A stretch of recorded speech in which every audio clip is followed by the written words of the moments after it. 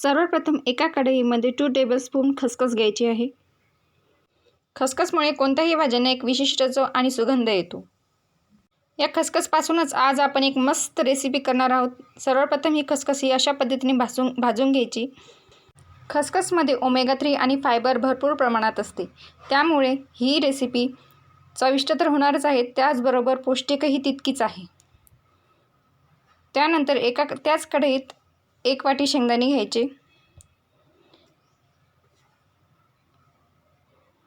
आणि ते अशा पद्धतीने भाजून घ्यायचे। भाजून घेतल्यानंतर ते एका वाटीत काढून घ्यायचे।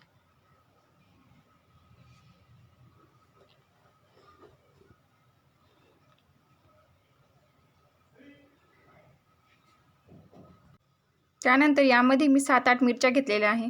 तुम्ही कमी जास्त घेऊ शकता। लाल मिरच्या नसतील तर तुम्ही फोडणीत तिखटही घालू शकता। नंतर मिरच्या अशा पद्धतीने भाजून घ्यायच्या।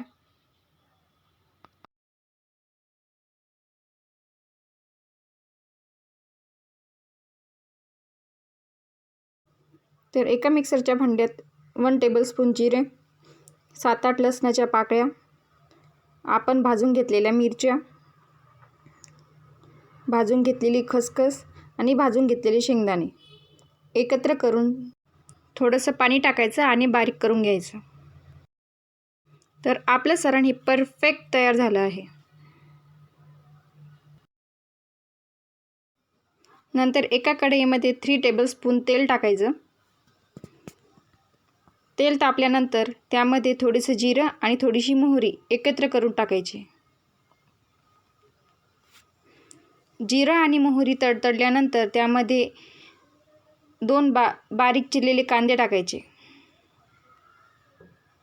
आणि ते अशा पद्धतीने भाजून घ्यायचे।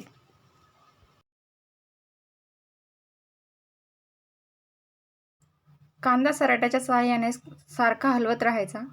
ही स्पेशल खसखस कांदा भाजी आहे, त्यामुळे यामध्ये कांदा जास्तही घातला तरी चालतो। बघू शकता तुम्ही कांद्याचा कलर हा चेंज होत आहे। अशा पद्धतीने गुलाबी कलर झाल्यानंतर त्यामध्ये वाटून घेतलेलं जे सारण आहे त्यात थोडंसं पाणी घालून एकत्र करून घ्यायचं आणि तेच सारण या फोडणीत घालायचं आहे।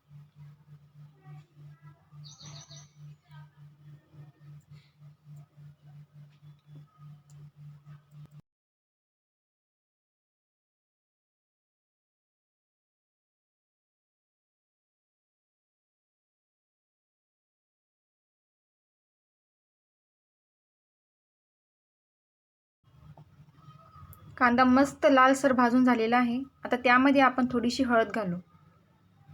यामध्ये मी तिखटही घातलं तरी चालतं। थोडीशी हळद टाकायची आणि मस्त तेलात तळून घ्यायची। त्यानंतर वाटून घेतलेलं सारण आणि थोडंसं पाणी घालून ही आमटी उकळू द्यायची। आमच्या इथे या भाजीला खसखस कांदा म्हणतात। आणि तुमच्यासाठी ही रेसिपी जर नवीन असेल तर नक्की कमेंट करून सांगा की ही भाजी कशी झाली। पाण्याचं प्रमाण जर कमी वाटत असेल तर तुम्ही यामध्ये पाणी घालू शकता। या भाजीची कन्सिस्टन्सी अशी पाहिजे। त्यानंतर त्यामध्ये थोडंसं मीठ घालून उकळी येऊ द्या। अशा पद्धतीने उकळी आल्यानंतर गॅस बंद करा। जास्त उकळी जर आली तर ही आमटी खूप पातळ होते आणि कोथिंबीर टाकून भाजी सर्व करा। आपला झटपट तयार होणारा खसखस कांदा तयार आहे। ही रेसिपी कशी वाटली नक्की कमेंटमध्ये सांगा आणि शुभ हेल्दी किचनला अजूनही सबस्क्राईब केलेलं नसेल तर सबस्क्राईब करायला विसरू नका।